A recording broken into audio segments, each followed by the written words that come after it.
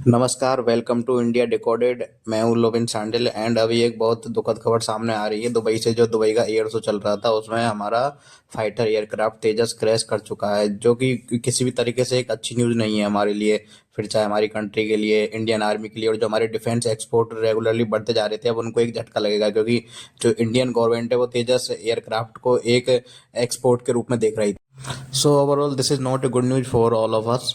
And recently जो media source के through news आ रही है उससे ये पता चल रहा है कि पायलट भी इजेक्ट नहीं कर पाया है और पायलट भी इस पूरे कांड में नहीं बच पाया, जो कि एक बहुत बुरी खबर है हमारे लिए, क्योंकि एयरक्राफ्ट अगर क्रैश करता है वो अलग चीज़ है, लेकिन एक पायलट जो एक पायलट को बनाने में कितना इंडियन एयरफोर्स अपना समय देती है, अपना पैसा इन्वेस्ट करती है, सब कुछ इन्वेस्ट करती है, एंड एक पायलट का इस तरह एक एयर शो में अपनी जान दे देना, this is not a good news and good sign for us.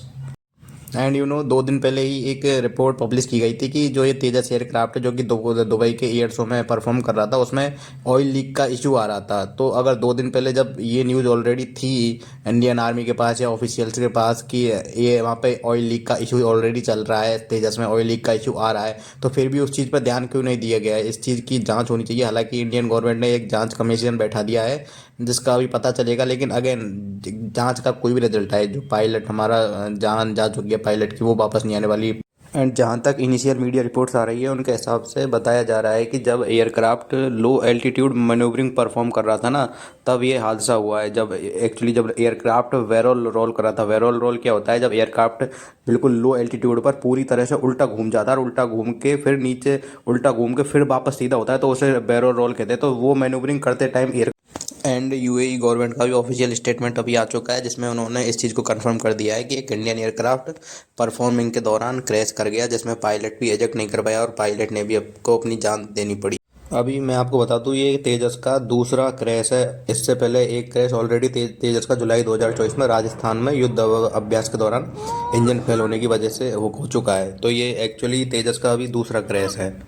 And experts का कहना है कि पायलट जो नेगेटिव जी फोर्स टर्न होता है उससे रिकवर नहीं कर पाया। इसके लिए क्या होता है कि विमान अपना नियंत्रण खो बैठा। वीडियो में दिख भी रहा है साहब कि तेजस विमान सीधे नीचे गिरा और इसमें कोई ग्लाइडिंग नहीं दिखी, यानी कि रिकवरी फैल रही और विमान फ्री फॉल में चला गया।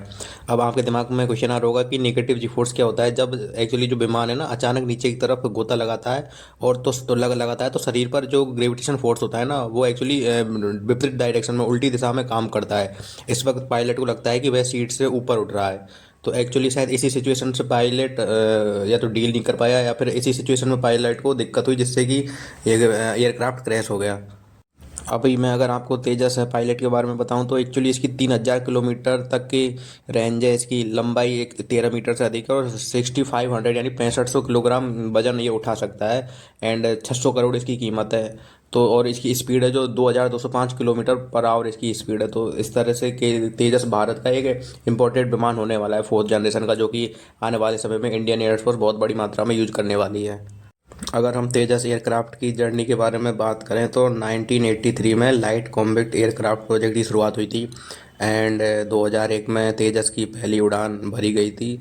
और उसके बाद 2015 में मार्क 1 भारतीय वायुसेना में शामिल हुआ था। उसके बाद 2021 में 83 मार्क 1 ए जेट के लिए 48,000 करोड़ की डील साइन की गई थी। और 2025 में HAL नासिक से इसने पहली उड़ान भरी थी। इसके बाद 2030 तक इसकी डिलीवरी होनी थी 180 जेट बनाने के लिए। तो ये HAL का, सॉरी, ये अपने तेजस एयरक्राफ्ट का कुछ इतिहास रहा है। वैसे अगर मैं आपको जो दुबई में एयर शो चल रहा था अगर इसके बारे में बताऊं, तो ये एक्चुअली दुबई में एक एयर शो चल रहा था जिसमें दुनिया भर की बहुत बड़ी बड़ी कंपनियां, जो टेक्नोलॉजी कंपनियां जो एरो स्पेस में काम करती है, वो यहाँ जुटी हुई थी और अपने एडवांस विमान, हेलीकॉप्टर और अपने हथियार सिस्टम को और अपनी एरो स्पेस टेक्नोलॉजी को यहाँ दिखा रही थी। ये 5 दिनों का एयर शो था टोटल, जो शुक्रवार को इसका आखिरी दिन था, जो आज खत्म होने वाला था, लेकिन उससे पहले ही ये घटना हो गई और हमारे एक पायलट को अपनी जान से हाथ धोना पड़ा इस घटना में। दुबई एयर शो की शुरुआत 1989 में हुई थी। इसे दुबई के अल मखदूम इंटरनेशनल एयरपोर्ट में हर 2 साल पर आयोजित किया जाता है और यह लगातार तीसरी बार है जब तेजस इसमें शामिल हुआ है। एंड अभी जब से तेजस क्रैश हुआ है तो सोशल मीडिया पर ऑनलाइन बहुत सारे पाकिस्तानी कुछ प्रोपेगेंडा रन कर रहे हैं, तो आप उनसे सावधान रहें।